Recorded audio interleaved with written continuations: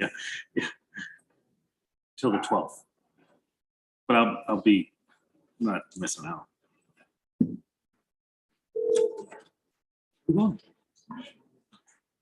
Where are you going?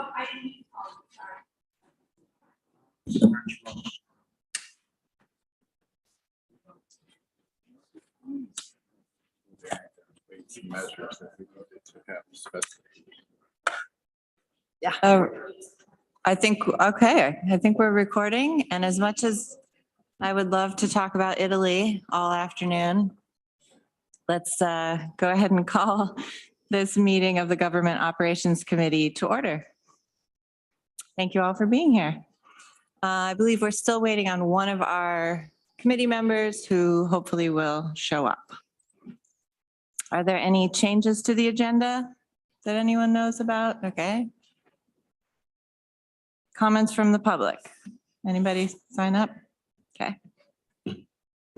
Let's approve the minutes of August 4th. Can I have somebody move the minutes? Greg, seconded by Dan. Any questions or comments or edits on the minutes? All right, let's vote. Greg? Yes. Mike? Yes. Dan? Yes. And I'm yes. Thank you.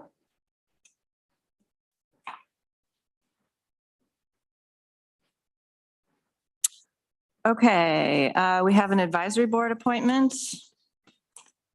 to the Public Information Advisory Board, Elizabeth Thomas. Excuse me. Term expires December 31st, 2023. I'll move it. Thank you. Greg seconds. Thank you. Questions or comments about this? Nope. All right, let's vote. Mike? Yes. Greg? Yes. Dan? Yes. And I'm yes. Thank you.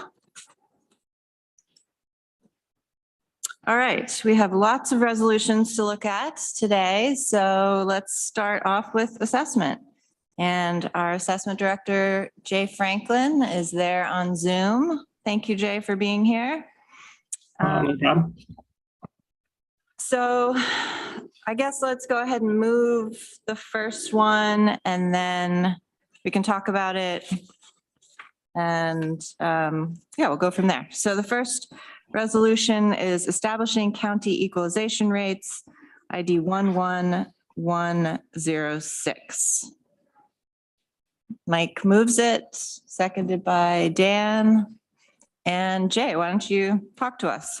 Yeah, this is just one of those standard resolutions that we have to do each year. So this will allow us to apportion all of our county taxes to all of our towns. And since we're a single assessing unit, we got New York State to give us one equalization rate back in '96. So this just says that all properties are assessed at 100% and we can divvy up our taxes accordingly. Okay, questions or comments? For anyone? All right, let's go ahead and vote on that. Greg, Yes. Mike, Yes. Dan, Yes. Travis, Yes. and I'm yes. Thank you. All right, let's look at the next one. Adoption of regular and supplemental reports on footings, totals, and assessment rolls, ID 11105. Somebody move that. Greg moves, Mike seconds. Jay? Yep, this is another yearly resolution that we do. This may be my favorite resolution I do every year because I can say we do it this way because it's the way it's always been done. So I've resisted any temptation on updating the column heading so that they make sense to somebody reading it. But if anybody ever wanted to go back and look at all of our footings, which are just our totals as of the final assessment roll, they'd be able to take all of these and put them all together for whatever reason they want to. So, but for now, this is just our one historic listing of what our 2023 final assessment roll is. Great. I always like this one too, because it's nice to have something that we just always do the way it's always been done. Yeah. Mike? Jay, I think the one big change in this over the years was we added totals in parentheses because nobody understood what footings were. Exactly. I couldn't imagine the old days of having to total up every page of an assessment roll and then total those pages. I'm glad I came about during computers. Definitely. That's a lot of numbers. Any other questions or comments? All right, let's vote on that. Greg, Yes. Mike, Yes. Dan, Yes. Travis, Yes. and I'm yes also. All right, thank you. All right, next one. Instructing the Department of Assessment to assess in a 3-year interval, ID 11107. Greg moves.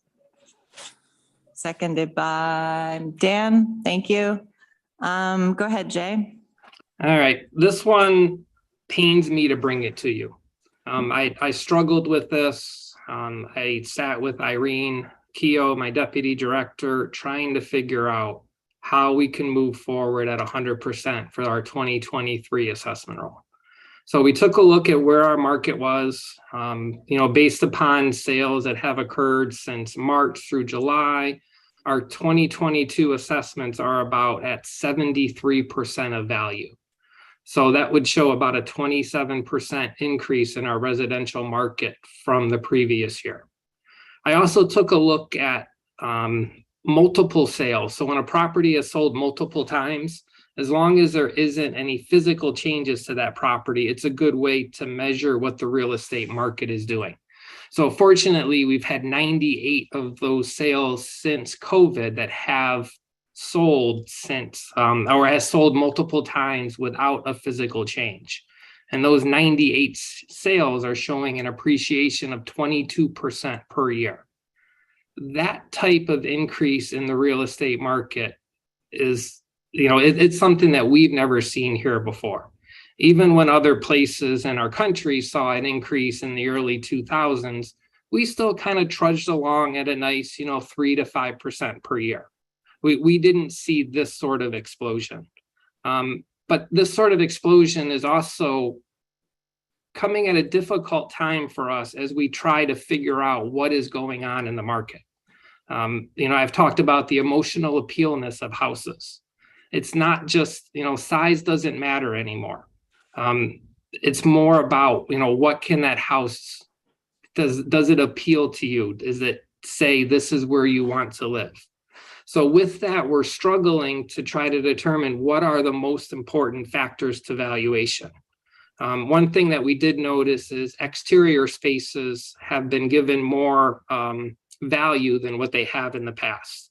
So one thing we're doing now is a data collection project of exterior kitchens, patios, green space, ponds, creeks.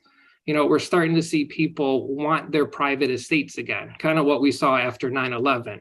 But this is really coming into play. When we're verifying a sale that we can't support, we ultimately find out that it's because of some of these external factors, their closeness to parks. So we're taking this year as a way to be able to data collect those variables that are now more important of value than just size, condition, location. There's more that people are looking at. But that also takes time in order to try to measure that and determine really what is going on. That's on the residential side. As we move to the commercial side, there is not a single commercial sale that makes financial sense that we're seeing.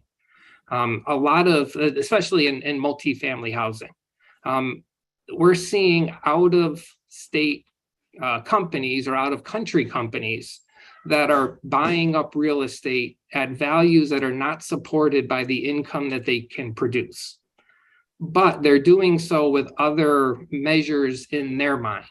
They want to become bigger. They want to gain 200 units in an Ivy League school. They're trying to hide money. They'd rather put money in real estate than have it in their bank account. They're looking at the 1031 exchanges. They just sold property for an excessive amount of money, and now they need to put it into property. There's more income tax benefits that we're seeing with accumulated depreciation and being able to write that off. So it's not the income that these sales for commercial properties are producing are probably as far off as they were in the 80s.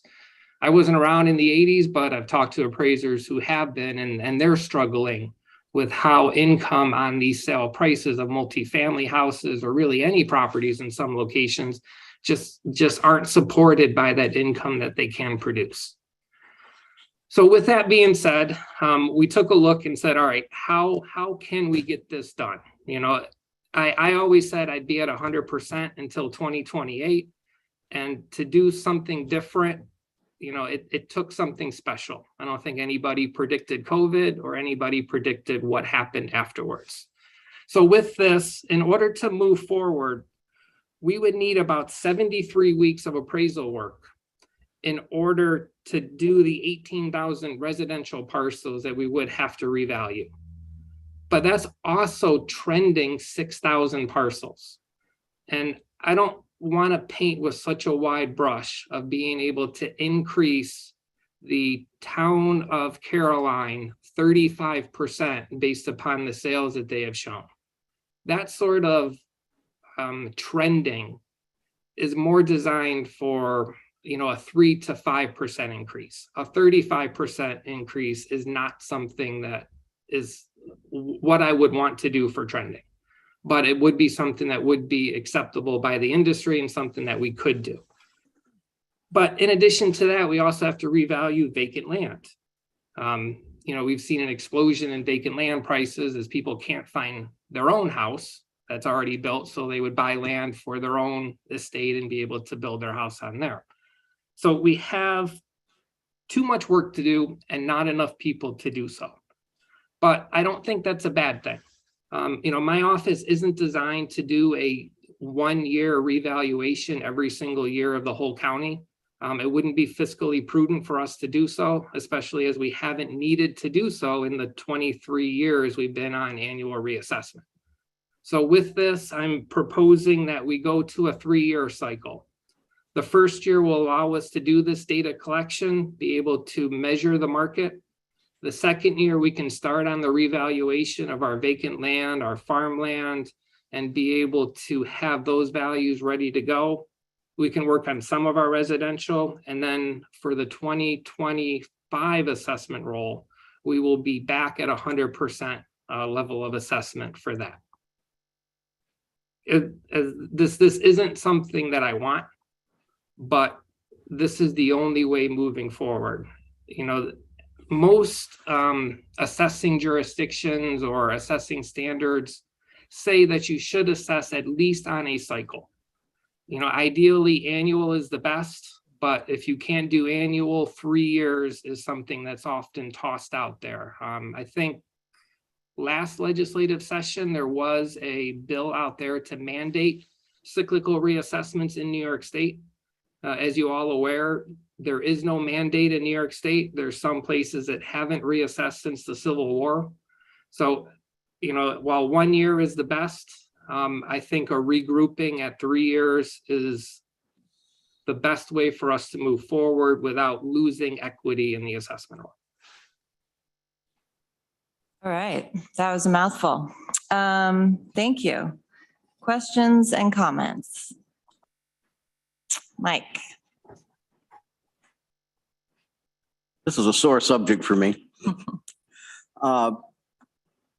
And I got to go back to 2005. I'm sorry, but at that time we had we were having a spike in values, and people were very upset over the annual reassessment of their properties.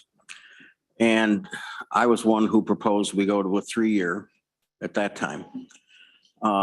Assessment director at that time was very unhappy that I suggested that. I argued that people needed a break. But what happened with the 3 years was they just kind of saved it all up. And then after the third year, they smacked everybody with a big increase in assessments. Also, what was going on back then was, I think it was $160,000 a year that the state was giving to Tompkins County to do annual reassessment. They would have given some money for 3-year reassessment. I don't know whether we get any money anymore, Jay, I know we don't have the annual reassessment money from the state like we used to.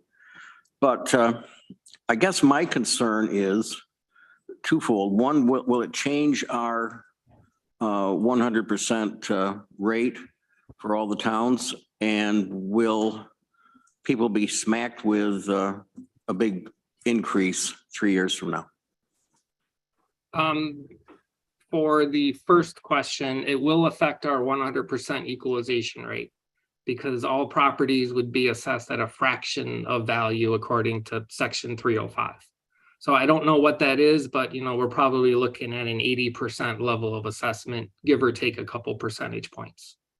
So yes, in year 3, their 80% level of assessment, or depending on where it is at year before, would then be brought up to 100%. Now remember, assessments don't determine taxes. Tax levies determine taxes. So it wouldn't be a big hit. I don't disagree with that at all, Jay, and you're absolutely right, but we know how people think. So hopefully in year 3, if they see a big increase in their assessed values, the tax rates can drop accordingly and the same tax levy is then generated. So increased values doesn't mean that taxes need to increase. And I think a lot of people understand that. Some people do. Other questions or comments? Dan? Okay, so I have a few. First of all, does a 3-year cycle mean that basically nobody's assessment changes for those 3 years, that it's kind of frozen? No, we are still required by the New York State Real Property Tax Law to annually assess at a uniform percentage of value. So even, if we went to an 80% level of assessment, I would have to look at and say, all right, what properties are not at 80%? And then those properties would either be reduced or increased in order to get to that 80% level of assessment. So this would probably take 28,000 changes that we would make and knock us down into a 5,000 to 8,000 assessment change year. I do not understand. So let's say my house is assessed at $150,000 right now. When the system you're proposing comes into effect, what would I see on my tax bill? Talk to me about that. Talk to me about my property. Yep. So because I can do math a little bit easier in my head, let's say your house was worth $100,000. So if I said now we are now at 80% of value. So your $100,000 assessment now means that your house is worth $125,000. So you would still see $100,000 on your tax bill. That would be your taxable value, but that would just translate to a market value of $120,000. So then in year 3, let's say the market didn't move from that first year. Your assessment increase would go from 100,000 to 125,000, and our level of assessment would go from 80% to 100%. And hopefully I did that 80% to $125,000 market value quickly enough. And Jay, just to follow along on this, because that does make sense to me. But if in year 2, let's say market changed dramatically, and you would, and let's say it's dropped to 75%, you would have to take an increase to bring that up to 80%, is what you're saying. No, the next year we could drop our level of assessment to 75 again. Okay. So when we did this back in 2006, 7, and 8, the first year we went to a 90% level of assessment. Essentially, the market increased 10%. The next year we went to an 85% level of assessment. So the market increased another 5%. And then I think in about 08, we pretty much leveled off. So when we went back to 100%, we went from 85% to 100%. So people saw about that 15% increase back then.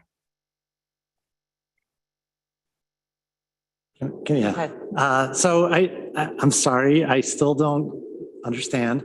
But my house, 100,000.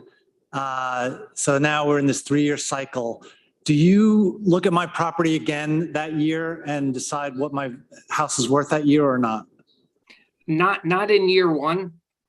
We wouldn't look at any properties individually unless their market area deviated from what our level of assessment was. So if we were to look at your area and said, wow, your area doubled in value. Every other property saw a 20% increase. So rather than increasing your assessment double, you would go from your current assessment, which was at 50%, and you would be only increased to 80%. You wouldn't be increased to 100%.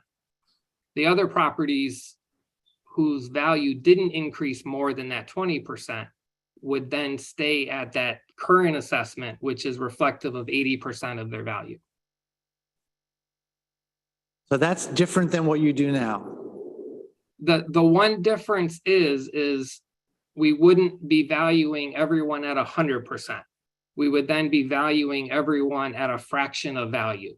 We would then be valuing everyone at 80% of value. That's really the only difference that we have, is we're just changing our level of assessment. Mike, do you have something on this? Oh, yeah. Okay. Jay, if we didn't make this change, if we didn't approve this, what would your department need to continue doing what we're doing now? I would need a lot of clerical help in January and February to be able to schedule these appointments.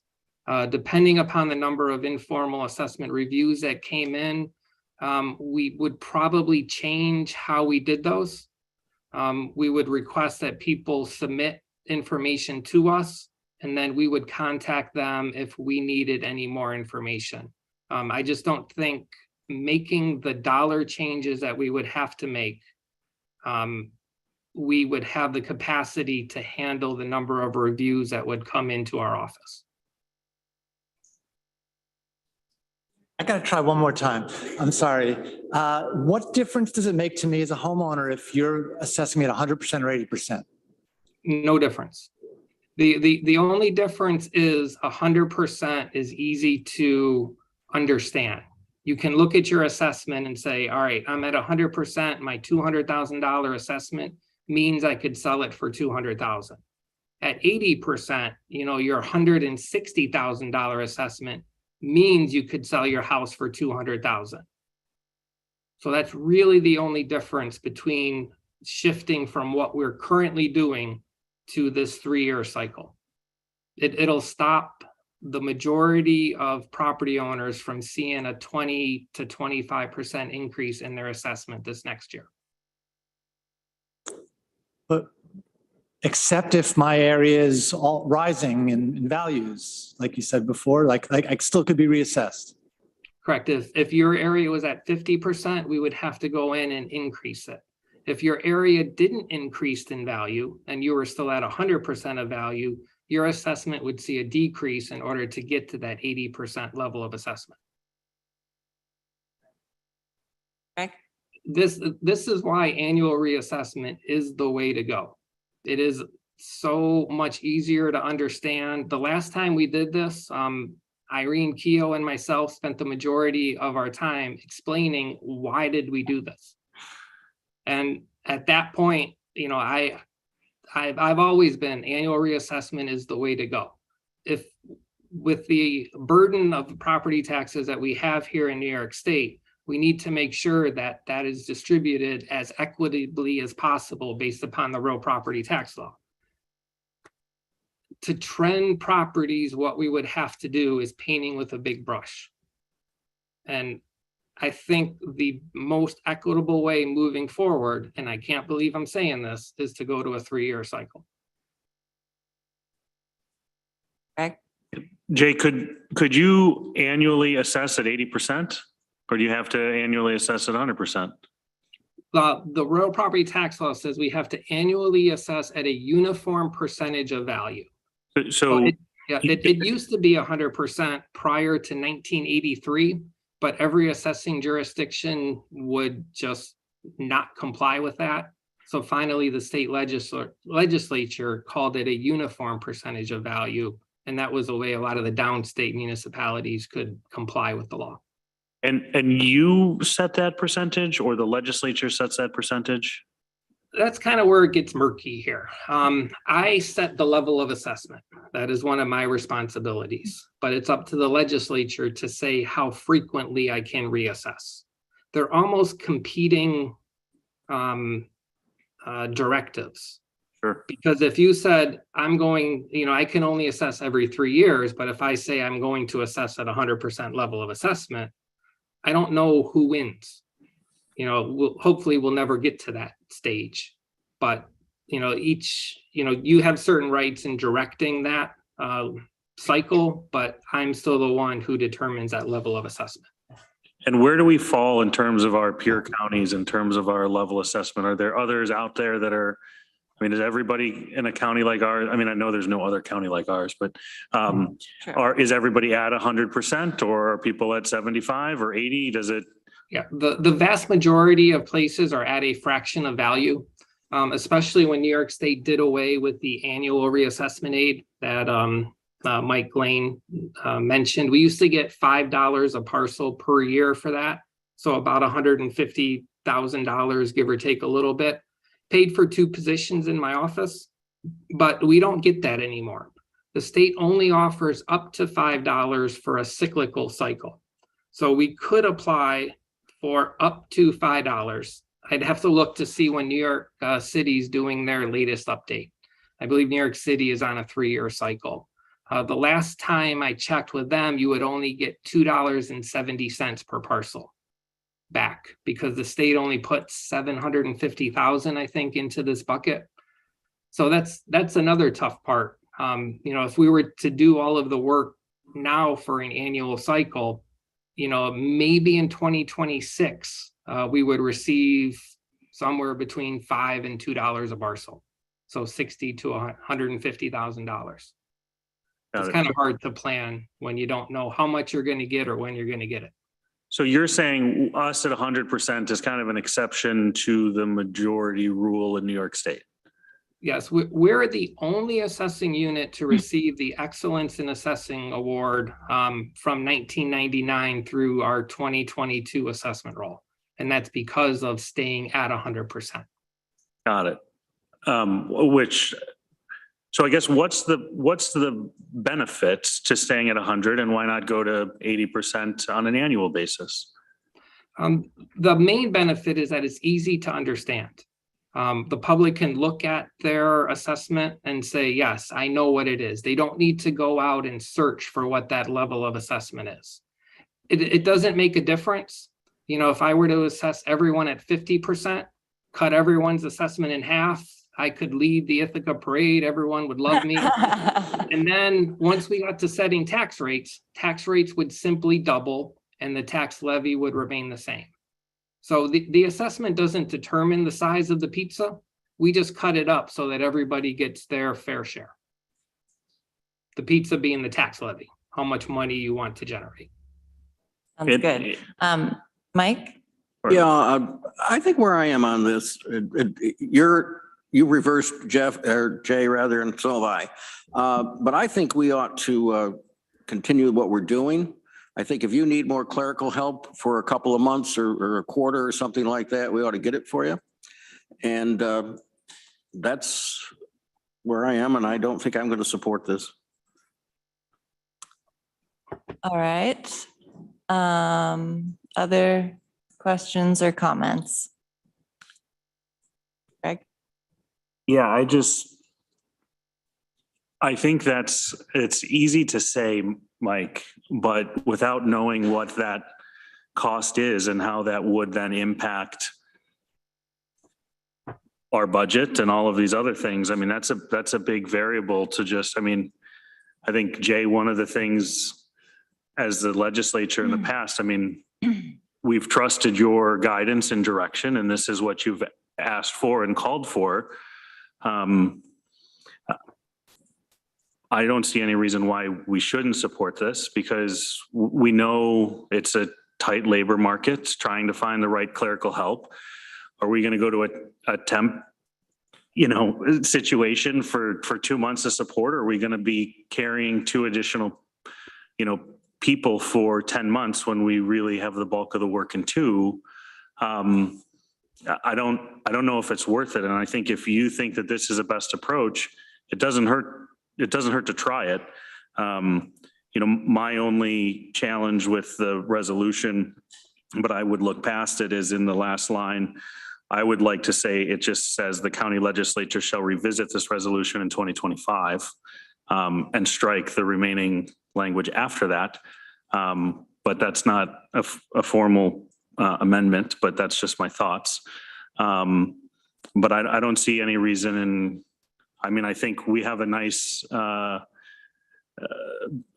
you always come with great information. You're always willing to explain it. I think you have the expertise and the knowledge to put a resolution like this forward, and you're asking for something, and I think we should be supportive.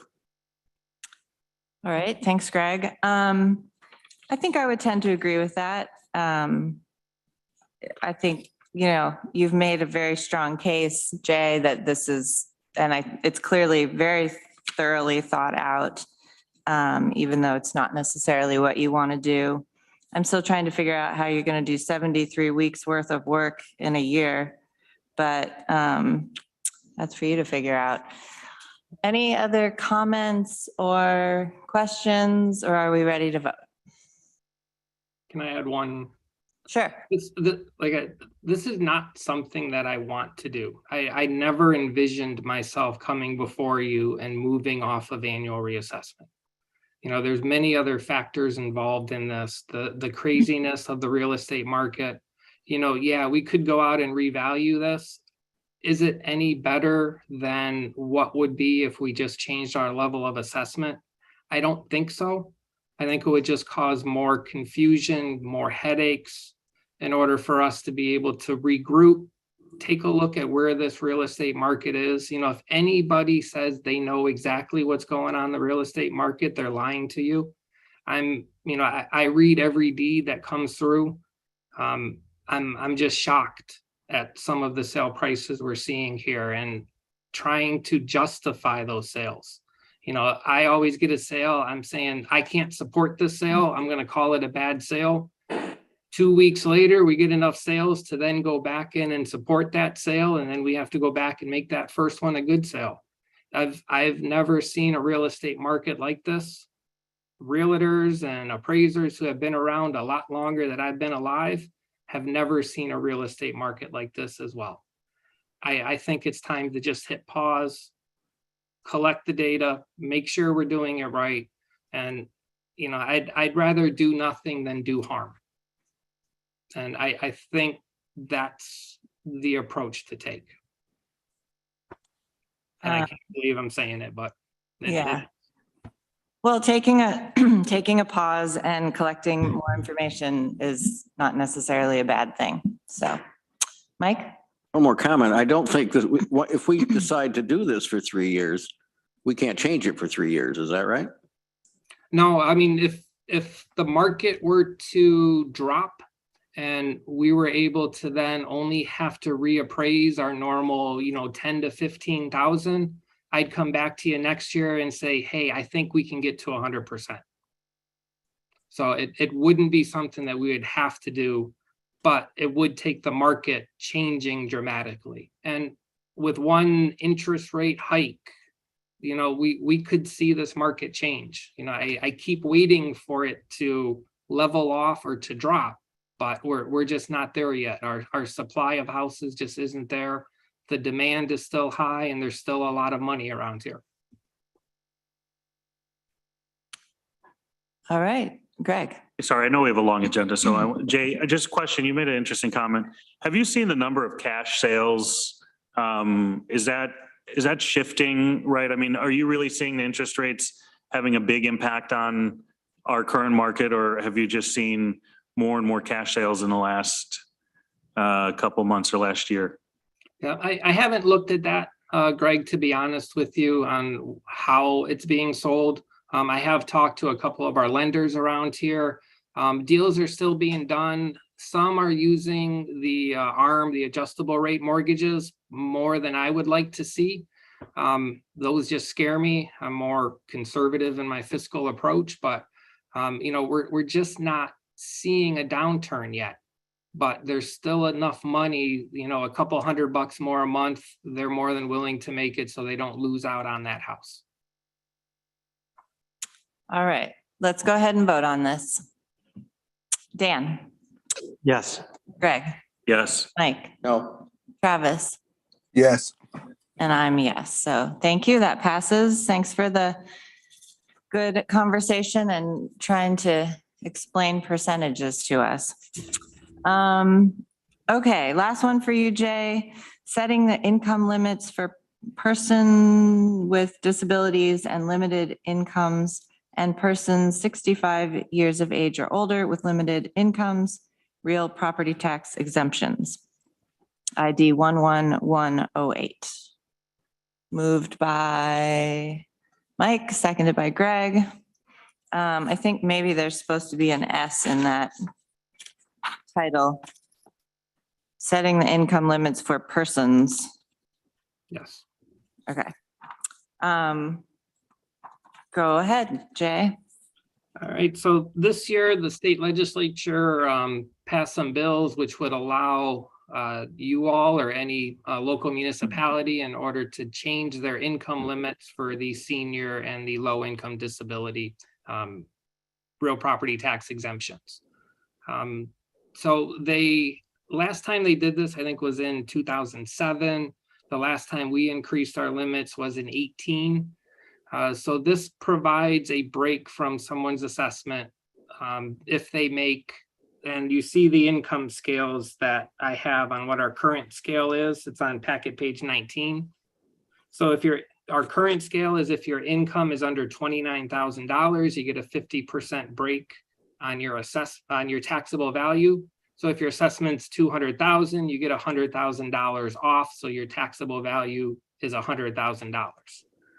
Income is roughly defined as adjusted gross income minus any IRA distributions, and you add in any non-taxable Social Security.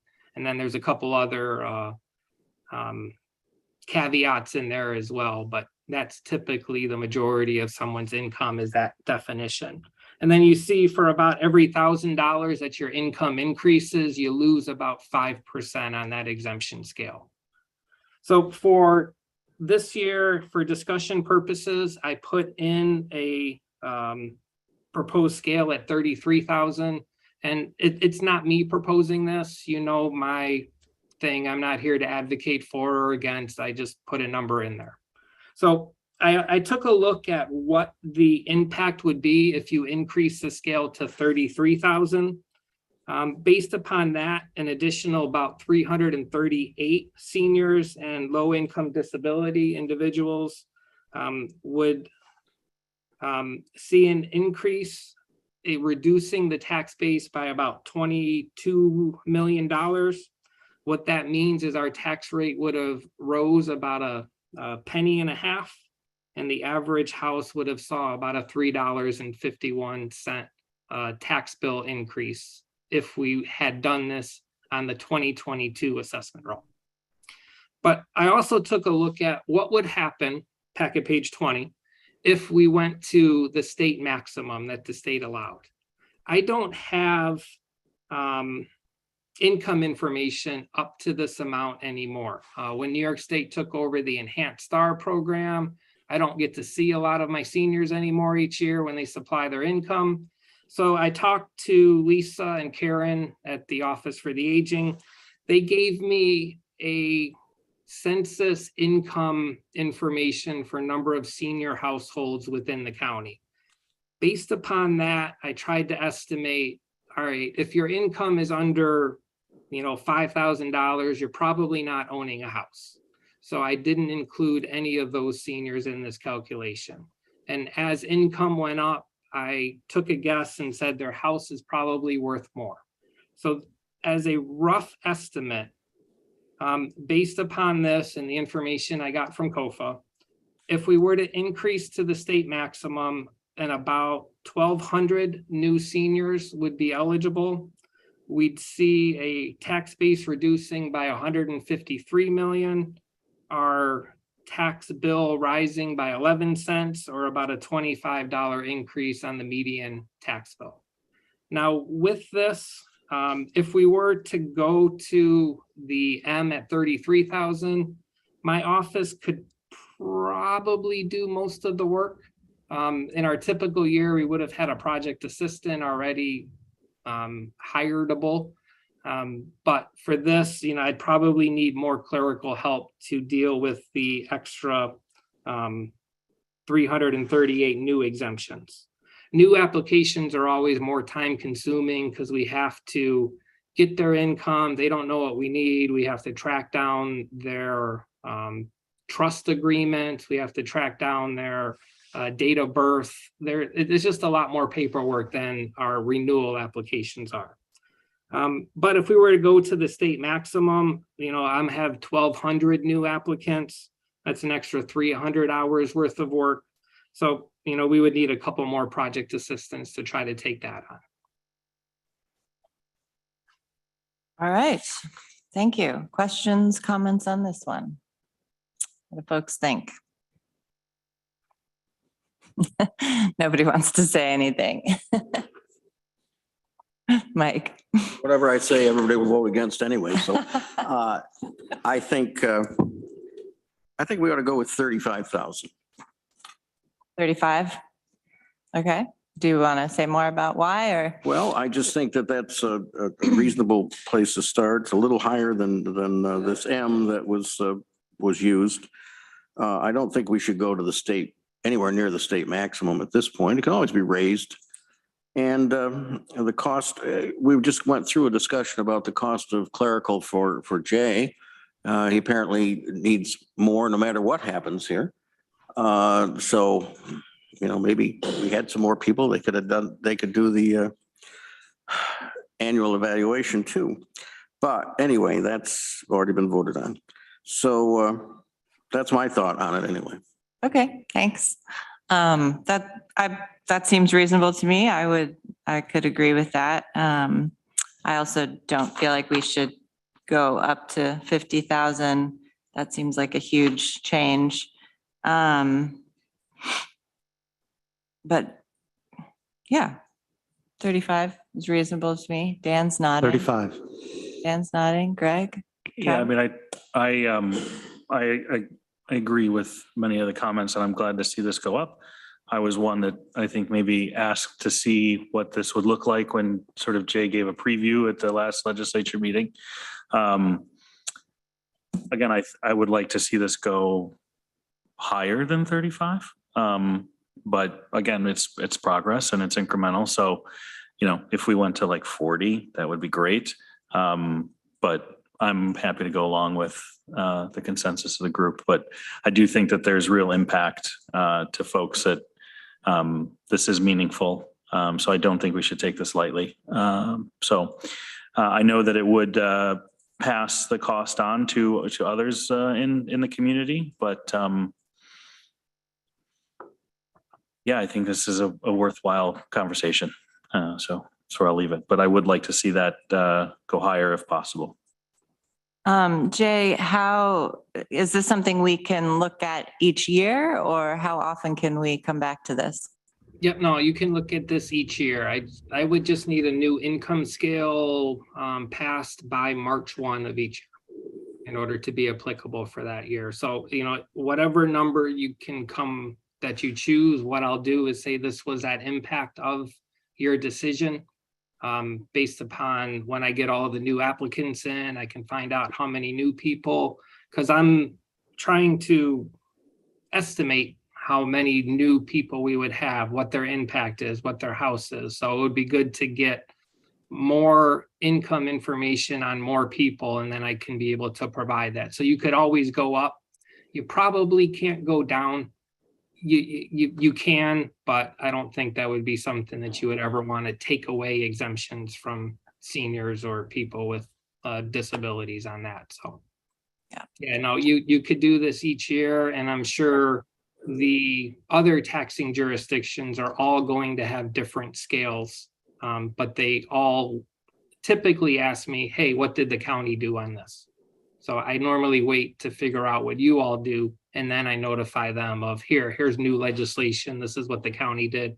You don't have to follow it. We can manage, with 16 municipalities, 14 taxing school districts, we can manage 30 different income scales. If we go with 35 here, can you, before this goes to the legislature, which I assume would be the next, like the second meeting of September, maybe, could you provide everyone with the legislators with the chart that says 35 and then the numbers corresponding? Yep. Okay. I can do that. So yeah, by say next week, I should be able to get you those numbers. It's, I have all the analysis done. I just got to cut it off at your M and we'll go from there. Okay, that's great. And then maybe Brittany can make sure that goes with the resolution in the packet. Okay. Okay, so I don't remember who moved and seconded, but the resolution currently says 33. Is it friendly to change that to 35? Is that you, Mike? Greg? Okay, so change that to 35,000. Oh, Dan. I just had one other thing. I wonder about the M. Should we define it, or it's referenced in some other documents? Is that called M in those documents, or? Yeah, M is what's referenced in the real property tax law. And from M, it defines that scale. Because you could actually stop at 50%. You could stop at 20%, 10 or 5%.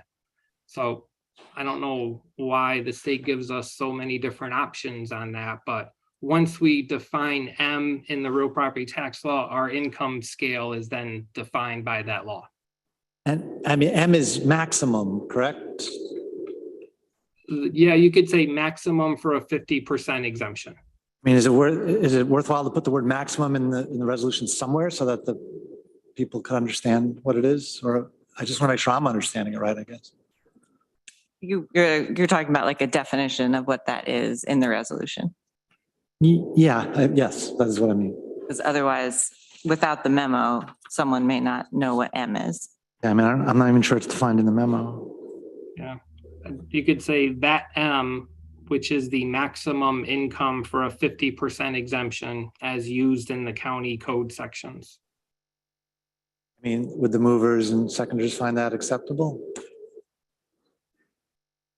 Mike, does that adding Yes. that? Yes. Did you get that, Brittany? Can you repeat that, Jay, what you said, so Brittany can write it down?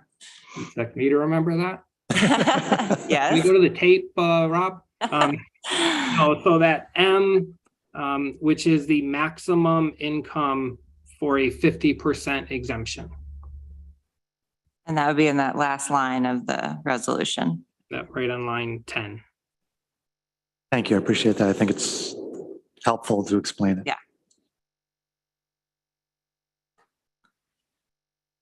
Okay, can we vote now? Dan, Yes. Greg, Yes. Mike, Yes. Travis, Yes. and I'm yes, so. Excellent. Thank you, Jay. This was a lot of stuff to consider today. Thank you for your time, and any other things you want to share with us before we move on? No, I think we're good. Okay, We'll stick around if you have any questions on the selling or the policy, so. Cool. Thank you so much. Take care all. All right, moving on to Department of Planning and Sustainability. We have several resolutions here as well. And I think Darby's here. Hi, Darby. And Katie's here if we have questions. Let's go ahead and move the first one, making a negative declaration of environmental significance in relation to resolution number blank of 2020, authorizing the sale of Station Road tax parcel number 18-1-4.1 to the Finger Lakes Land Trust. I'd like to move that. All right, Dan moves, seconded by someone. Mike, seconds. Thank you. Darby, take it away. Hi, thanks. I'm a little exhausted from Jay's presentation, but I think we all are. I'll try to use some not so cryptic language, but No more it's a little percentage. Please. it's a little tricky here too. So hi, everyone. Darby Kiley from the Department of Planning and Sustainability to discuss 4 resolutions on 2 different parcels, but they're very similar. So the materials start on your agenda packet, page 21. And I'll start with an overview that's outlined in the memo that starts on page 22. So I'm here today to help close a loop on some 2 parcels that this committee reviewed and approved back in May to be withheld from the foreclosure auction. And then this policy, just so you, it's outlined in the memo, but it's based on the land transactions policy of the county's administration policy. So there's 2 parcels under consideration to be sold for public purposes, protecting natural resources. The first is in the town of Danby on Station Road, and we identified the Finger Lakes Land Trust as an interested party because the property abuts the Lindsay Parsons Biodiversity Preserve. So it's on the northern edge of that. And as the memo states, their ownership would allow for protection of a wetland area, a buffer to Cuga Inlet. It would allow for some tire cleanup on the parcel. And then in the short term, like some access that they would need to the northern part of the parcel and maybe some potential long-term public access to that northern part of the biodiversity preserve. So that's the Station Road parcel. The second parcel has been on the foreclosure list for a couple of years, but because of the canceled auction one year, the delay, and the following year, it's still haven't transferred it to the village of Freeville. But it's on right along Fall Creek Road that runs right through the middle of the parcel. There's a small amount of land on the northern bank along Brooklyn Road, and then about half an acre of land is on the south side of Fall Creek on Fall Creek Road. And then this is also adjacent to a parcel that on Brooklyn Road that was sold to the village in 2017, also through the foreclosure process. So for each of these parcels, there's multiple documentation. So there's an environmental assessment that's done for the action, and the action is the sale of the parcel. So you'll see in the packet, there's the environmental assessment forms, the short environmental assessment form, for example, for Station Road, and then that's followed by, well, actually preceded in the order of the packet, that's the page 21. There's the resolution that you just opened, the making a negative declaration of environmental significance in relation to the sale of the parcel. So there's the making the negative declaration and then approving the sale for each of the 2 parcels. That's the 4 different resolutions that are under consideration at this time. So I'll take questions or let you figure out how you want to move through each of these resolutions. Great. Thank you for that explanation. Folks have questions or comments? Mike? Just wanted to thank Darby for sending early notice of this to the 2 legislators for these 2 districts. One was me. Thank you. Other questions or comments? All right. You explained it so well. Nobody has anything else to say. Katie? Yeah, I just wanted to make the legislature aware that we have heard from the property owner in Danby that there is an intention to pay the back taxes tomorrow. So there is a chance if you pass this today that it may be withdrawn from the legislature at their meeting. So just wanted to let you know that that was a possibility. Okay, thank you. All right, let's go ahead and vote. Dan, Yes. Greg, Yes. Mike, Yes. Travis. I don't see Travis anymore. Okay, I'm a yes. So that passes. Thank you. The next one is related to that one, authorizing the sale of Station Road tax parcel number 18-1-4.1 to the Finger Lakes Land Trust. Dan moves that, seconded by Mike. Any other questions or comments about this one? Let's see, the resolution is actually on, where is it?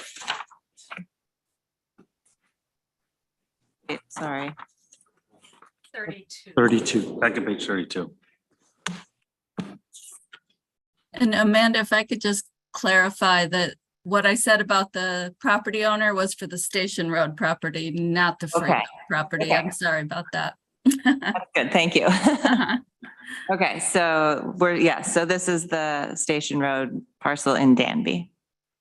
Greg? I just have a quick question, and maybe this has been explained or somewhere. I'm just not putting all the pieces together. If this were to go to an auction,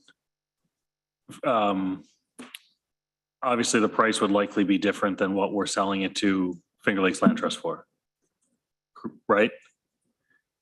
It maybe. Maybe, right. Maybe. I think, is Drew there? I let him in. He tunes into the auction, so he might have a better sense of Yeah, vacant land. it's a maybe. It could be higher, it could be lower. Could be higher, could be lower. So I guess I'm just trying to figure out how, or is there a policy that allows us to sell to Finger Lakes Land Trust for just the amount that's owed? Is that a written policy somewhere, and are they specifically named in that policy? It's from the land transactions policy, from the administrative policy manual. And no, they're not a named entity, but they are a nonprofit partner. And it's really that it would be an entity that could protect the resource that was identified as being significant, and the reason why it was pulled from the auction to allow, it's a process laid out to identify the resource and identify a conservation partner and then bring it to the legislature for consideration. Got it. Okay. And then the sale price is essentially whatever is owed on the property. That's not stipulated in the policy, but we kind of have a tradition at this point of for nonprofit partners to sell it for the back taxes and fees and fines. So making the county whole kind of, and for municipalities to sell it for half that price. Thank you. But it's kind of a tradition. It's not really, there's nothing written in stone on that. All right, thank you for that explanation. We ready to vote? All right, Dan, Yes. Greg, Yes. Mike, Yes. Travis. Yes. I'm yes. All right, so this is the second one, making a negative declaration of environmental significance in relation to resolution number blank of 2022, authorizing the sale of Fall Creek Road tax parcel number 2-1-2 to the Village of Freeville. Can somebody move that? Mike, seconded by Greg. So any questions on this one? All right, Dan, Yes. Greg, Yes. Mike, Yes. Travis, Yes. thank you, and I'm yes. And the last one, which is authorizing the sale of Fall Creek Road tax parcel number 2 -1-2 to the Village of Freeville. Mike moves, seconded by Greg. Questions, comments? Okay, let's vote. Dan, Yes. Greg, Yes. Mike, Yes. Travis, Yes. and I'm yes. All right, great. Thank you. Thanks, Darby. Excuse me. And Katie for being here. It's good to see you. All right, moving on to Information Technology Services. And Greg Potter and Lauren Cottrell are here. Good to see you. We have a couple of resolutions. So let's go ahead and move that. Let's see, we're moving up to packet page 41. Sorry. Authorization for the county administrator to enter into a shared services intergovernmental agreement with New York State Information Technology Services and the New York State Division of Homeland Security and Emergency Services, ID 11125. Can somebody move that, please? Dan, seconded by Mike. And welcome. You want to talk to us about this? Certainly. Thank you for having us, and it's good to see everyone. Let me start out by saying over maybe the past 3 years, New York State has really stepped up and helped counties in particular with cybersecurity, starting with the Board of Elections. And Lauren has been instrumental in working with state agencies and in our organization, the New York State IT Directors Association, to move that forward. So we've done a lot of coordination, collaboration already with the state under the Board of Elections project. This is in somewhat an evolution of where they've started and further expands or centralize the assistance that is provided from the state to local government, particularly with counties and some of the larger cities across the state to provide a level of service for cybersecurity based out of Brooklyn, what is known as a JSOC, and Lauren can explain a little bit more about that in a second, and provide some tools and software to help us manage the devices and better secure the network that we have in place right now. So the intent is that collectively speaking across the state, we can do a much better job collaborating with New York State, other counties and larger cities to identify attacks and respond to those across the state as opposed to each county doing it separately. The state has agreed to provide for the financial cost of managing and implementing the project, implementing managed project for a 3-year period with the intention of expanding or extending that on a yearly basis, provided the funding is available at the state. So this would enter into an agreement, a shared services agreement with us, Tompkins County and New York State ITS and Homeland Security for a 3-year period to collaborate with that project. And Lauren can certainly jump into and provide the details about the technical side and the services that are offered for us in doing so.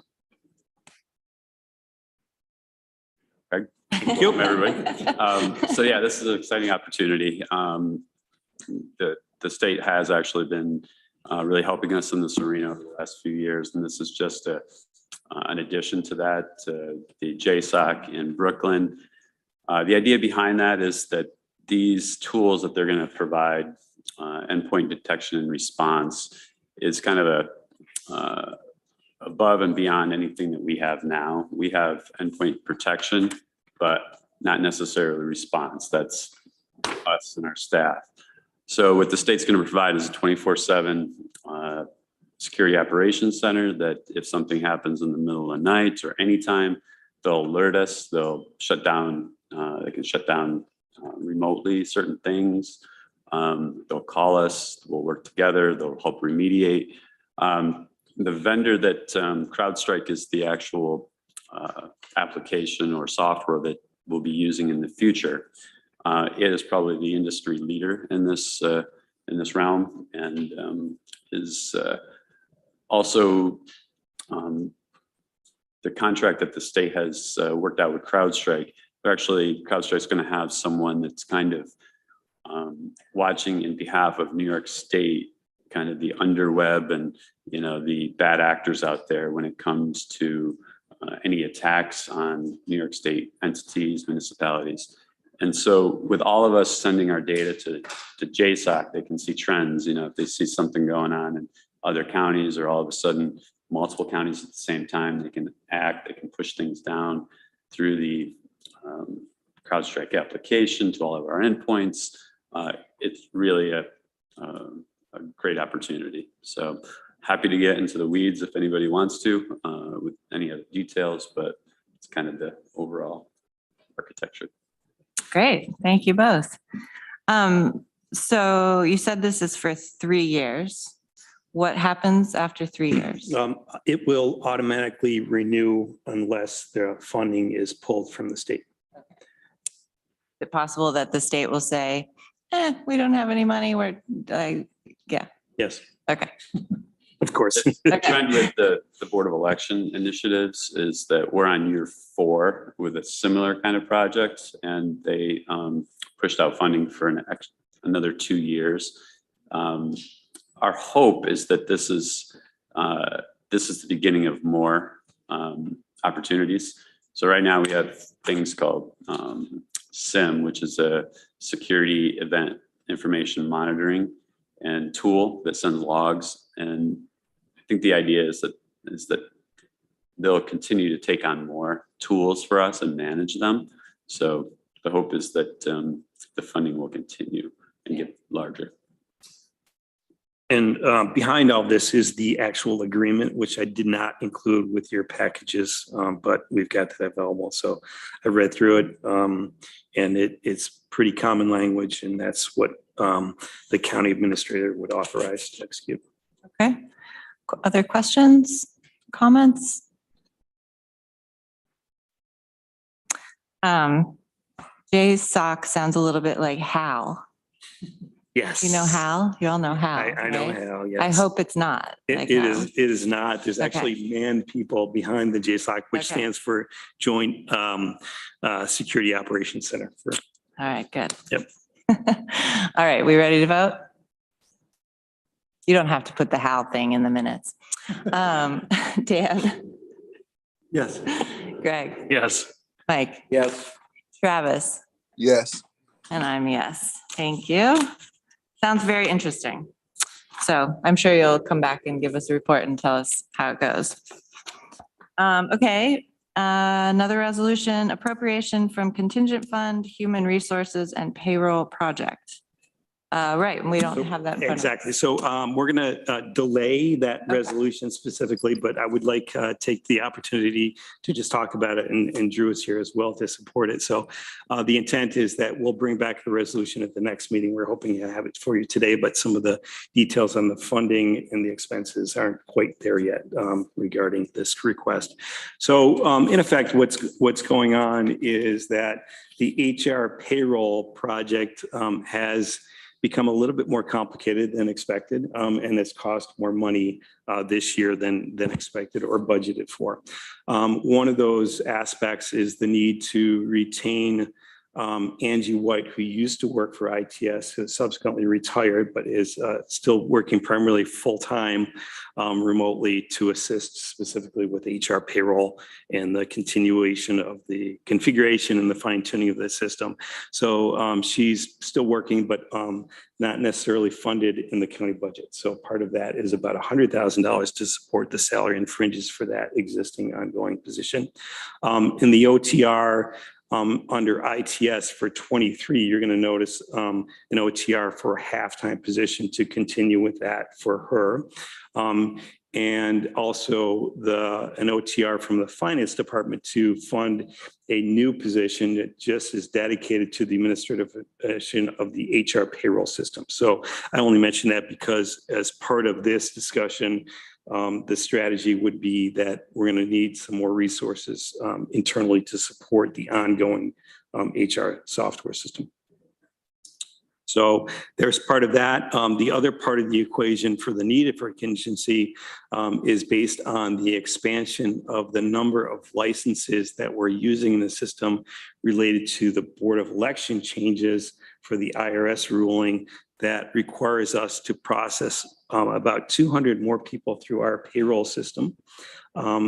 Even though they make minimal amounts, we still have to process them through payroll as opposed to accounts payable. So each one of those users requires the monthly cost for a license in the system. So part of it's that, and then part of it is an additional thing that we added on or for Drew, which is called payroll services, which is a direct support from UKG to provide or outsource some of the production and distribution of the data for every pay period. So there's 3 pieces to that request that are coming through. In the 23 budget, we've done everything we can to shore up that on an ongoing operational side of things as well.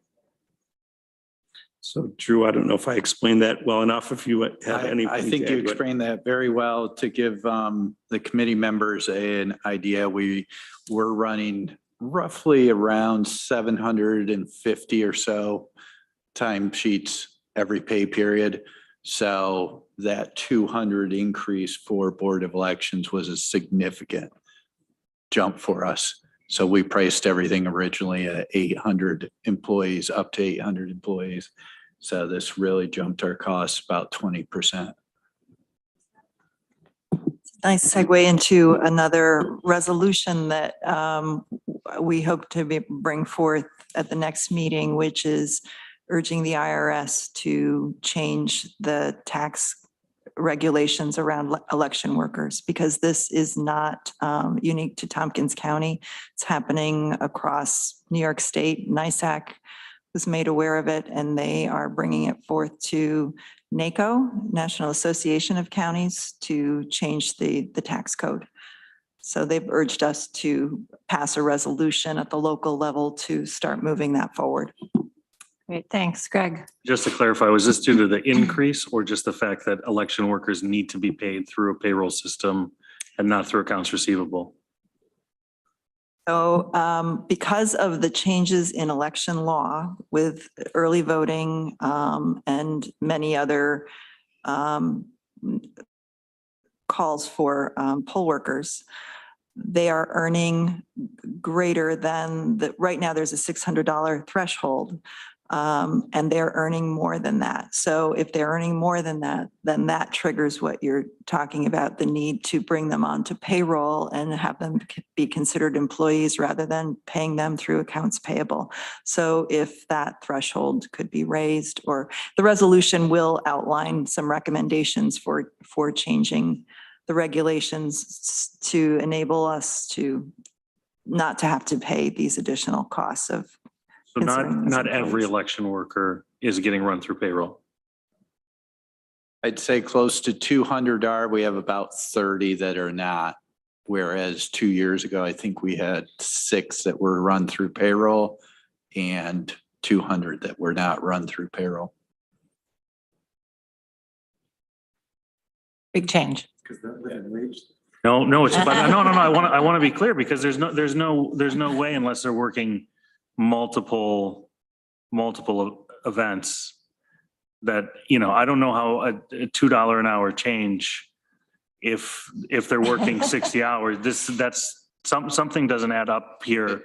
And I don't want the wage change to be blamed for this increase, which is where 2 of my colleagues have already gone anecdotally. So if you It's all could your just make fault, that, Greg. if we could It's just make Greg's this really fault. clear, because if you do the math, something doesn't add up. So New York State changed, there's early voting, there were special elections this year, there was an additional primary. So all of those adding up. Got it. So our good friends at the redistricting. No, I'm just kidding. That was part of it, but previously, a couple of years ago, they only worked a day or 2. So it's A a year. multiple days now. And now Yes. they're working multiple days in multiple locations. And Yeah. we're trying to open up that early voting in multiple locations. So So really acting more like employees than they had previously. Got it. So it makes sense. So it's not really your fault. Thank you. Okay, Mike? I hope if we're asking NACO to do something, I hope we ask them to increase that $600 figure. That is much too low. And it's not just for election workers, but people who hire someone to come in who isn't a corporation, if they pay them more than $600, like to fix their apartments or something, they've got to give them a 1099.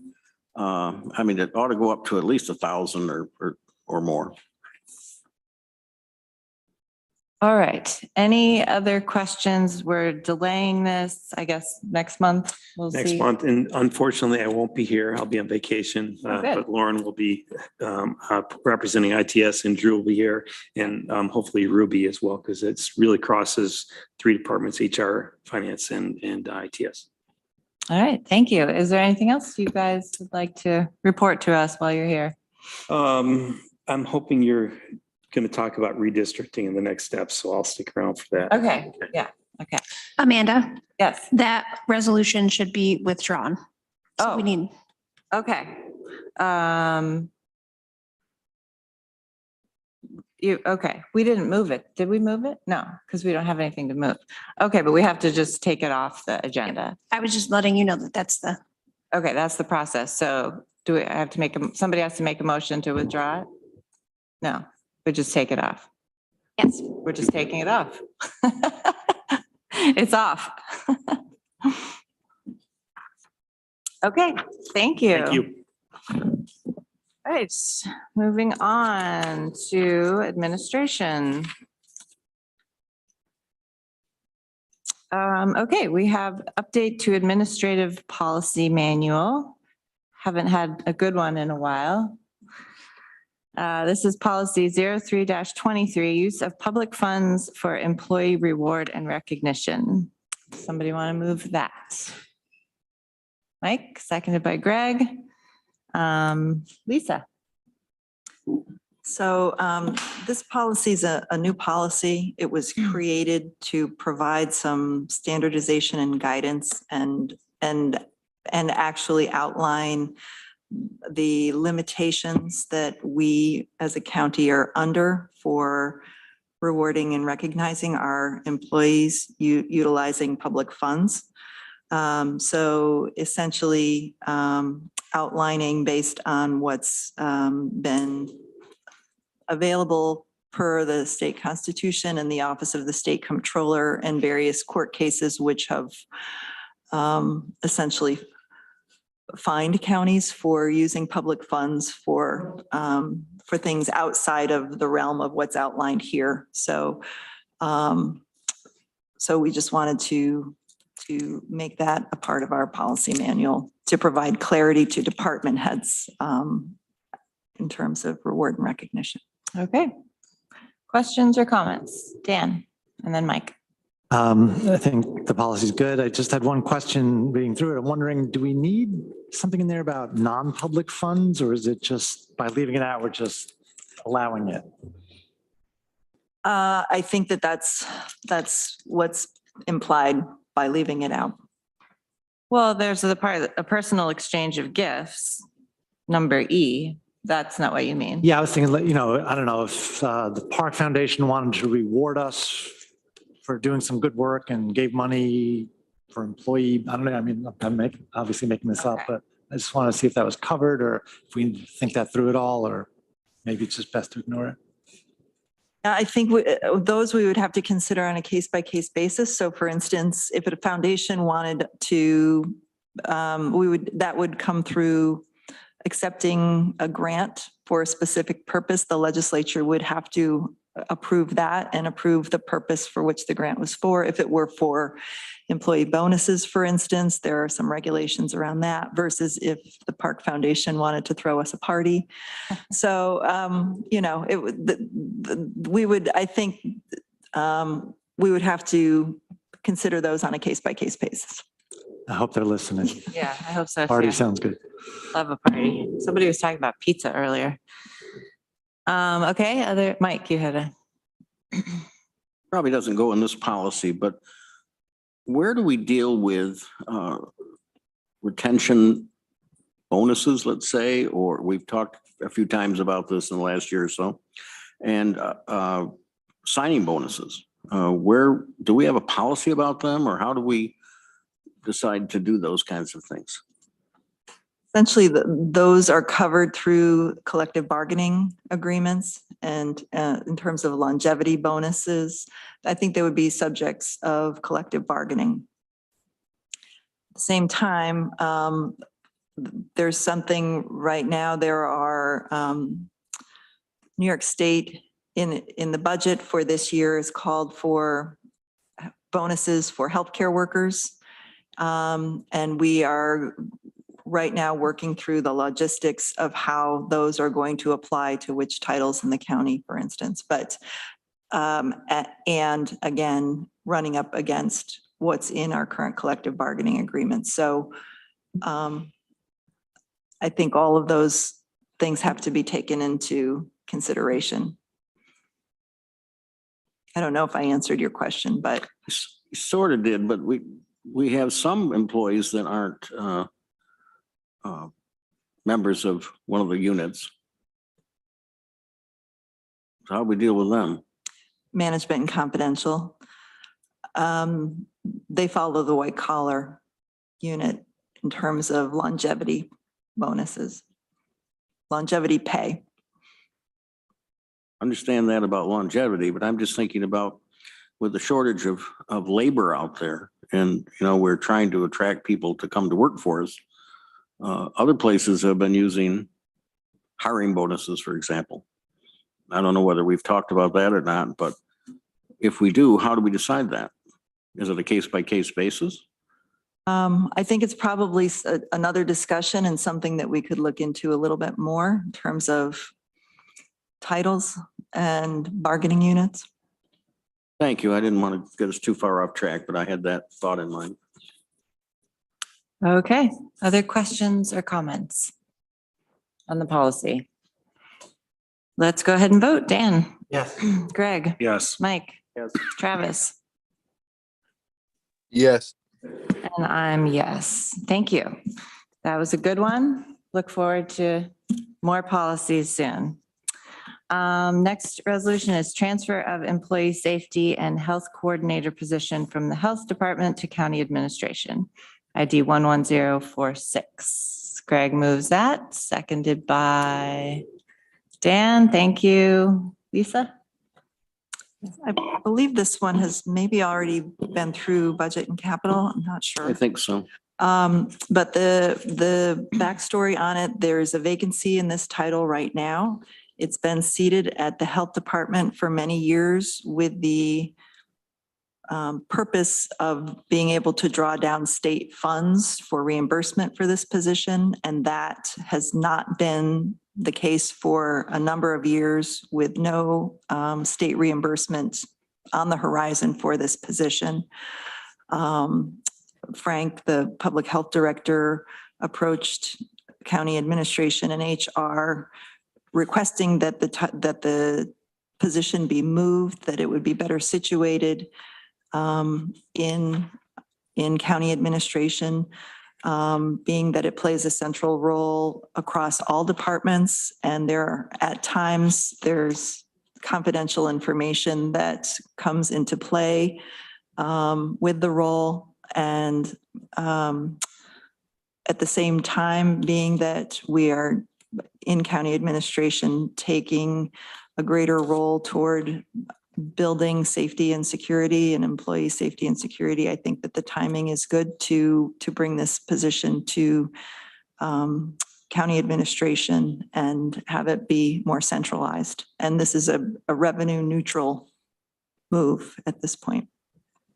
Okay, great. Questions, comments? All right, sounds good. Let's vote. Dan? Yes. Greg? Yes. Mike? Yes. Travis? Yes. And I'm yes. Thank you for that. Okay, let's see. So a couple things for me. The redistricting commission, independent redistricting commission met a week or two ago. I can't remember. Hopefully some of you were there, I think. Maybe some folks watched it.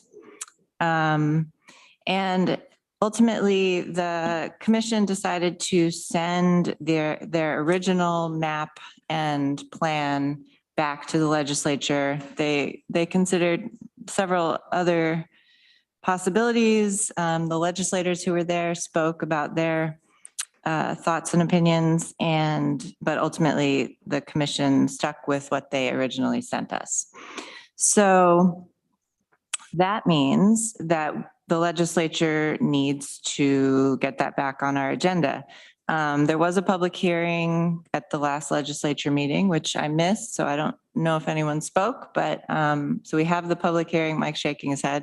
So there was no public at the public hearing. I don't think so. There's one, Robert Lynch spoke on behalf Oh, of okay. the town Yeah, board. that's right. He did speak. Okay. Brother of one of the members of the commission.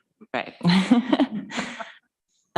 So we have the public hearing done, and I believe we just need to get it on the agenda. Kathy mentioned that they have to send it out to certain people, so there kind of needs to be a certain amount of time ahead, but they should have enough time to make the public announcements of all of that and get it on our the 2nd September meeting, if this committee agrees with that.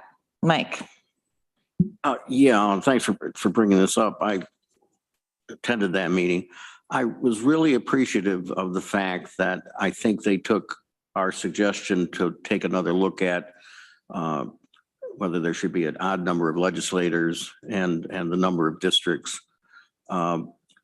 seriously. And I know Greg worked on that with his department and had other alternatives. There was a 13-person map that was probably pretty good, except they weren't happy about the fact that it would divide the village of Lansing east and west.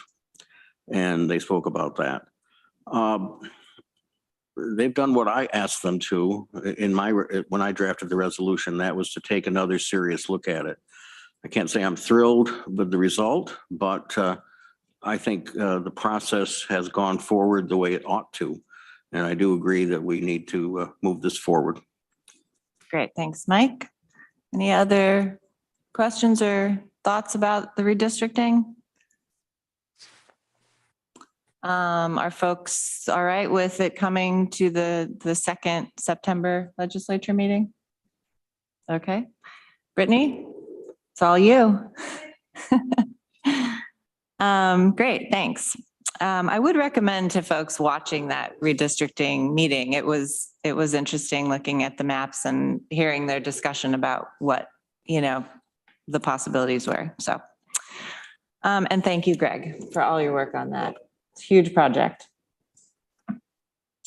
Okay, and then I don't know, Mike, if you want to say, but I would just throw in about the library director search is under. Go ahead. Okay, it's well underway. They've done several screening interviews, and the committee is narrowing it down to, I believe, 3 candidates to bring to Tompkins County to have a full day of interviews and lunch and presentations and all kinds of stuff. So hopefully the chosen candidates will be interested and open to that. And I believe that's going to be mid to late September. And last time around, they asked the candidates to give a public presentation. Anyone in the public could listen and then give feedback on how you felt about, their presentation. So I would hope that legislators would watch those when the time comes and give some feedback. And I don't know if there's anything else you want to add. No, I think other than it's really a national search. The candidates are spread out. And I think that they're quality people that can serve. But I'd like to just add, and probably should add to the committee, but our Director of Human Resources is telling, move quickly, because a lot of times these people get Yeah. other offers and we Yeah. lose them. Yeah, and that's what happened last time. We had a couple of really great candidates and they ended up, moving on. So, Okay, that's all for me. Lisa, do you have a report for us? Just very briefly, we're in the midst of the searches for Chief Equity Diversity Officer as well as Deputy County Administrator. We've had excellent candidates for both positions, and just to say that those processes are moving along. So hopefully in the coming weeks, we'll have some more good news to share. But we're midstream there, and I don't have anything else to report. Questions for Lisa, Mike? Are there legislators involved in those search committees? In both those committees, Good, yes. thank you. All right, thank you, Lisa. Bridget is here as our Deputy County Administrator. Anything you want to talk to us about? Hi, good afternoon. No updates for me today. Great, thanks for being here. Thank you. County Attorney, we have Holly Mosher. Is that right? Moser? I don't have any updates. Bill didn't send me with any updates either, so. Okay, well, thanks for being here. Director of Finance, Drew is here. I'm stepping in for Rick, Amanda. Thank All you. right. Rick is enjoying some much deserved time off after getting through our audit and the financials. We have one small but very important audit remaining. That's the airport PFC audit. We've kicked that off and doing some work currently on it. Catching up on all the budget stuff and looking forward to the 2023 budget. And I think Rick reported a couple months ago, we had 2 new staff join us. So now we can finally spend some time training them. So it's been a great godsend to have those. So thank you. Thank you. Any questions for Drew? All right, Dominic Recchio is here. Anything you want to talk to us about? No updates. Thank you very much. Anything committee members want to talk about? Greg? I just want to say a big shout out and thank you to the committee members for the employee appreciation picnic yesterday. That was my first time participating in that celebration. And it was a lot of fun. It was great to see so many different faces and meet different people and just have that opportunity to relax in a enjoyable setting and have some great food and some fun games and just really celebrate our incredible staff that we have. But I know that those type of events are a tremendous amount of work. And I know that there was probably a long list of committee members, but I just want to make sure we get a chance to recognize them for all their hard work and efforts, because I'm sure I was not the only person who participated who really enjoyed it, because there was a lot of happy faces and full bellies and good times had. So thanks to everybody for all the work on that. Yeah, definitely. You're here. Yeah, thank you to everyone who put that together. Anything else anybody wants to talk about? Mike? Yeah, last meeting, we talked about some charter issues, including the one that Craig had brought forward about term limits and other things. And I said I would start putting together some information because we've looked at these things over the years. And so I thought about starting by having copies made of a report that we did from the Charter Review Committee back in 1996. Now, please don't shrug because it's so old, but and I just read it over again. I hadn't read it for a few years, but it really is a good discussion of our form of government here. Talks about issues like term limits and staggered terms, and talks about county executive, elected sheriff, and the county clerk, for example. And so I've had copies made for the committee.